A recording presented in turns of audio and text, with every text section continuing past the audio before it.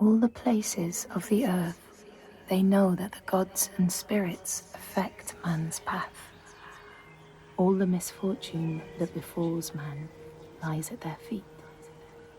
If you have eyes to see, you see their presence and their power. Keep your eyes open, traveler, and you might see their faces. Here, they once said that Loki lies imprisoned in a cave, trapped by his enemies, who set a serpent above to drip venom on his face. His wife, Sigyn, sits beside to catch the venom in a bowl, but when she must leave to empty it, the poison falls unabated. His pain is so great that he thrashes and writhes. And here above, we see the earth shake and break apart. Across the sea, they know that the earth is carried in the arms of a giant. When he is vexed or injured, he may not carry his burden so gently, and the world will feel his anger and pain. In a land far away, they say the winds are trapped inside the earth. They try always to make their escape, and they buffet and beat on the walls of their prison, causing the earth to quiver. And when they break through, they make their escape. They explode out in fury. In the lands of your birth, people live hidden too, in the hills and stones. They may be the remnants of a godly race who lost a war with giants and, finding the world changed, retreated into silence. But you still see their carvings and circles from the time when they walked among men.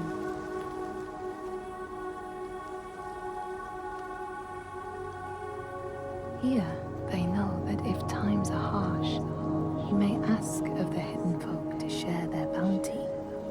And if you are strong and wise and good, they may hear your plea and send you aid.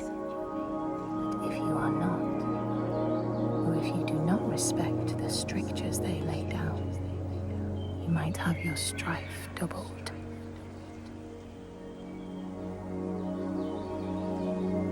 In the lands of your birth, and in these lands too, they know that people can be taken by the secret fair ones. If you are not careful and do not keep to the pathways, you may find yourself among them. In a land to the east, they know that when a traveler finds themselves lost, it is the fault of the Vadadash, who wait at the crossroads to trick souls passing by. The only remedy is to let your horse lead you home, because beasts have no souls. But if you have no horse, your soul is lost forever.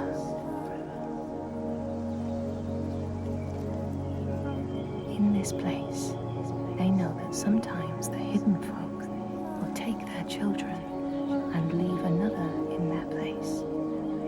These children may look the same as their own, but will be dazed and far away, or ill-tempered. And you know then you have a changeling in your house.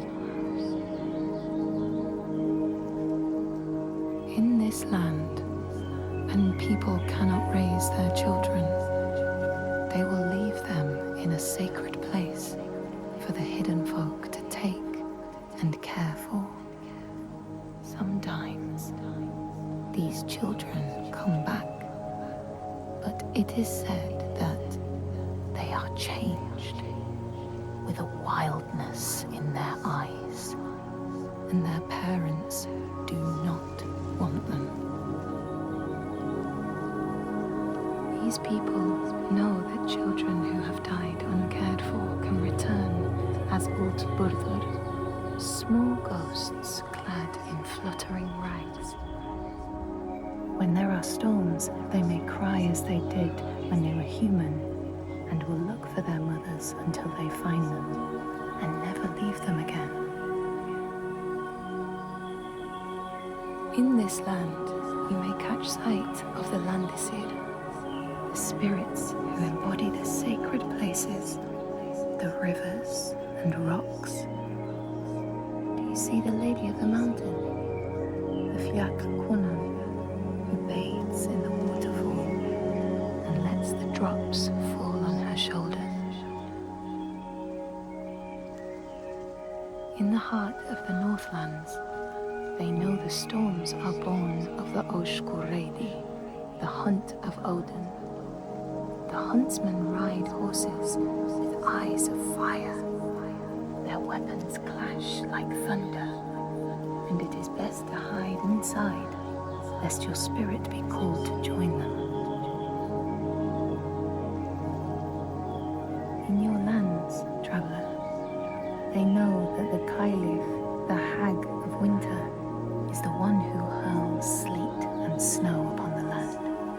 She lives in a sea rock and rules the waves of the roiling winter ocean with her blackthorn staff.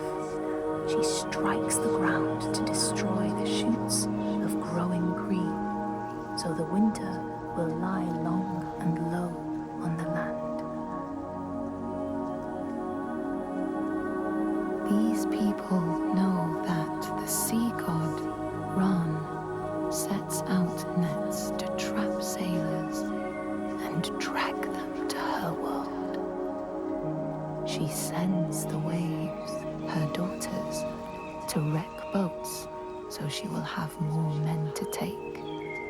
And jealously, she pulls them down beneath the water. People here speak of warriors who can transform themselves into bears when they are enraged. Their skin becomes hide so thick no sword or spear can break it. When King Hrolfr fought Skald, many people saw a great bear fighting beside him, who killed more men with its paw than any 5 soldiers.